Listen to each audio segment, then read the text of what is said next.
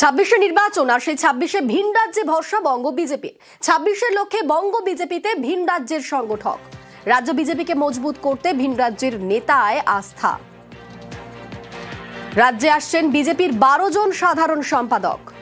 আরো একবার জানিয়ে রাখি, পরের বছর নির্বাচন রয়েছে আর সেই 26 ভিন রাজ্যে ভরসা বঙ্গ বিজেপির। 26 লক্ষ্যে বঙ্গ বিজেপিতে ভিন রাজ্যের সংগঠক। রাজ্য বিজেপিকে মজবুত করতে ভিন রাজ্যের নেতায় আস্থা। আমাদের সঙ্গে রয়েছেন প্রতিনিধি সুস্মিতা। সুস্মিতা, 26কে পাখির চোখ করে বিজেপিটি কিরকম ঘুঁটি সাজছে, কিরকম স্ট্র্যাটেজি নিয়েছে? দেখো, 26কে পাখির চোখ করে বিজেপির ভরসা এবার ভিন রাজ্যের সংগঠক। 1-2 জন নয়, এ রাজ্যে আসছেন ভিন রাজ্যের 12 জন সাংগঠনিক সাধারণ সম্পাদক। এমনটাই পরিকল্পনা দিল্লি বিজেপির। সেই ভিন রাজ্যের কারা? উত্তরাখণ্ড, দিল্লি, মহারাষ্ট্র, ঝাড়খণ্ড, গুজরাট, ত্রিপুরা, এই সমস্ত রাজ্য। মূলত যে রাজ্যগুলিতে বিজেপি সরকারে রয়েছে, বিজেপি ক্ষমতায় এসেছে, সেই রাজ্যের সাংগঠনিক সাধারণ সম্পাদকদের এনে এ রাজ্যের সংগঠনের মজবুতের কাজ তারা করতে চাইছে, এমনটাই বিজেপি সূত্রে খবর। এবং এর আগেও আমরা জানিয়েছিলাম যে এ রাজ্যে মোট 12টি যোগাযোগ কেন্দ্র বা কার্যালয় তৈরি করছে বিজেপি। মূলত বিভিন্ন লোকসভা কেন্দ্রগুলিকে, বেশ কয়েকটি লোকসভা কেন্দ্রগুলিকে একত্রিত করে 12টি জেলায় তৈরি হবে এই কার্যালয়, যেগুলির দায়িত্বে থাকবে এই 12 জন সাংগঠনিক সাধারণ সম্পাদক ভিন রাজ্যের। তারা মূলত সেই জেলাগুলি বা লোকসভাগুলির কি সাংগঠনিক অবস্থা, সেখানকার বিজেপি কর্মীদের কি অবস্থা, ভোট পূর্ববর্তী এ রাজ্যে বিজেপির অবস্থান ঠিক কি, এবং সাধারণ মানুষের ক্ষোভ বিক্ষোভ কোথায়, বিজেপির আদিনব্যের দ্বন্দ্ব কতখানি রয়েছে কোন লোকসভা কেন্দ্রে, সেই সমস্ত দিক বিবেচনা করে রিপোর্ট দেবেন দিল্লিতে। সেই অনুযায়ী হবে আগামী 26-এর পরিকল্পনা, আগামী 26-এর লড়াই। এবং সেই আগামী 26-এর লড়াইকে পাখির চোখ করে এবার বিজেপি ভিন রাজ্যের সংগঠকদের উপর ভরসা রাখছে। এবং সেই ভরসা মূলত যে রাজ্যগুলিতে বিজেপি ক্ষমতায় রয়েছে সেই রাজ্যের সাংগঠনিক সাধারণ সম্পাদকদের উপরে রাখা হচ্ছে। তারা আর কিছুদিনের মধ্যেই আসবেন এবং এ রাজ্যে সাংগঠনিক কাজকর্ম শুরু করবেন বলেই বিজেপি সূত্রে খবর। ধন্যবাদ সুস্মিতা। সোনার মতো এবার রূপোতেও হলমার্কই ক্রেতাদের চিনিয়ে দেবে খাঁটি রূপো। গয়না ব্যবসায়ীরা আশাবাদী, এর জেরে ক্রেতাদের আস্থা বাড়বে, আরো চাহিদা বাড়বে রূপোর।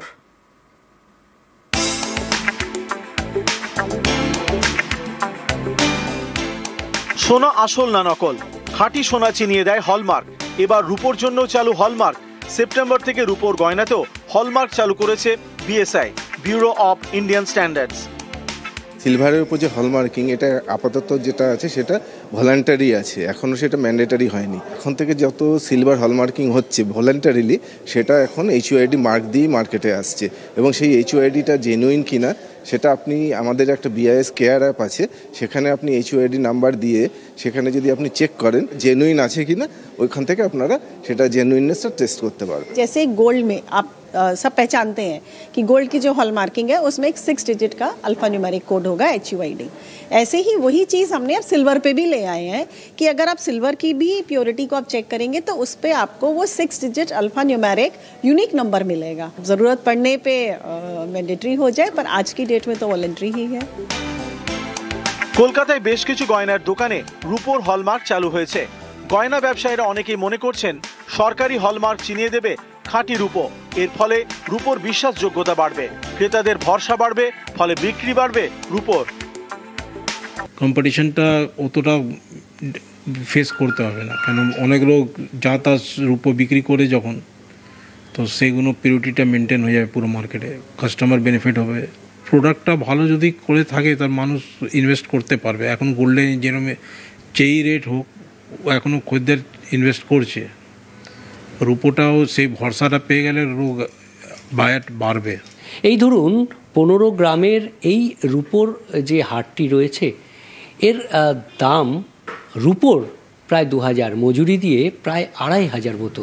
কিন্তু হলমার্ক হলেই এই রূপোর হাটটির দামই প্রায় 3000 মতন হয়ে যাবে, কিন্তু নিশ্চিত হবে পিওরিটি, অর্থাৎ এর রূপোর যে কোয়ালিটি, গুণগত মান, সেটা হলমার্ক নিশ্চিত করবে। সোনাটা যেমন একটা খাঁটি আছে হলমার্ক বেসিস, যেমন 22 ক্যারেটের হয়, 24 ক্যারেট, আর এরকম আর কি। আর রূপোটাতে তো এখনো সেরকম কিছু নেই না।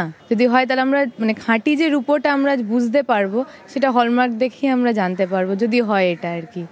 খুবই মানে আমাদের পক্ষে সুবিধা। বিশ্বজিৎ সাহা, নিউজ 18 বাংলা।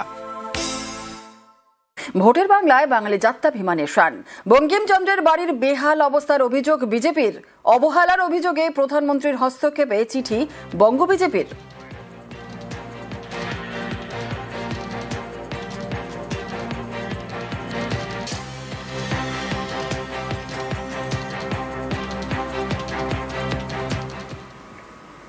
প্রধানমন্ত্রীকে পুরো বিষয়টি জানিয়ে আমরা চিঠি লিখছি। যে বাড়িতে বঙ্কিমচন্দ্র চট্টোপাধ্যায় বাস করেছেন এবং যেখানে উনি শেষ নিঃশ্বাস ত্যাগ করেছেন, এ ধরনের একটি ঐতিহাসিক বাড়ির আজকে যে করুণ পরিস্থিতি এবং বিশেষ 7ই নভেম্বরের যে ঘটনা, সেটা জানিয়ে প্রধানমন্ত্রীকে চিঠি লিখব। প্রধানমন্ত্রীর হস্তক্ষেপ পাবে দলের পক্ষ থেকে দাবি করছি।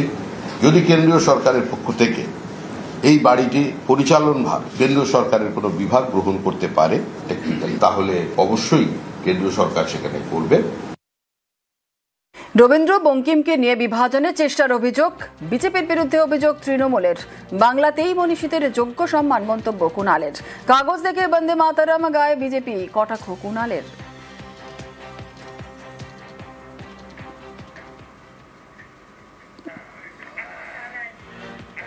বাংলায় মনীষীদের যে সম্মান দেওয়া হয়, এটা অতীতে কেউ কখনো দেননি। অন্য রাজ্যে এটা নেই। বিজেপির কাছ থেকে শিখতে হবে না। ওরা ব্রিটিশের দালালি করেছে স্বাধীনতা সংগ্রামের সময়। ওখানে বিজেপির যে নেতারা ছিলেন তারা কাগজ দেখে দেখে বন্দে মাতরম গাইতে গিয়ে ভুলভাল বলছিলেন। শ্রদ্ধার সঙ্গে এই গানটা গাইতে যাদের কাগজ পড়তে হয় তাদের জন্য তালা খোলা সম্ভব নয়। আর জেল মুক্তি পার্থর। নিম্ন আদালতের রায়ের দিকে তাকিয়ে রয়েছেন আইনজীবীরা। পার্থর জেল মুক্তিতে একাধিক শর্ত সুপ্রিম কোর্টের। 8 সাক্ষীর সাক্ষ্য গ্রহণ হলেই জেল মুক্তি নির্দেশ দেয় আদালত। আজই 8ম সাক্ষীর সাক্ষ্য গ্রহণ শেষের সম্ভাবনা। আর আজই আদালতে পার্থর জেল মুক্তির আবেদন আইনজীবীর। নিম্ন আদালতের ওপর নির্ভর পার্থর জেল মুক্তি।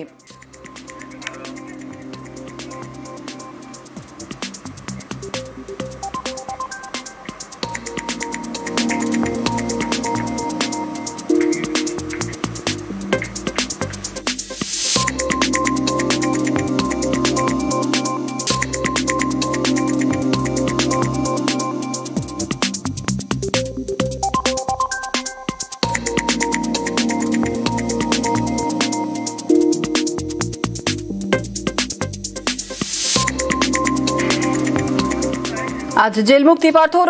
আজ গ্রুপ সি মামলায় রিলিজ অর্ডার দেওয়ার সম্ভাবনা। নবম এবং 10ম ও একাদশ দ্বাদশ নিয়োগ মামলায় পার্থর জামিন। এই 2 মামলায় প্রেসিডেন্সি জেলে আগেই পৌঁছেছে রিলিজ অর্ডার। পার্থর জেল মুক্তি নিম্ন আদালতের ওপর নির্ভর। আজই কোর্টে পার্থর জেল মুক্তির আবেদন আইনজীবীর। এসএসসি নিয়োগ দুর্নীতি মামলায় আজ জেল মুক্তি পার্থর।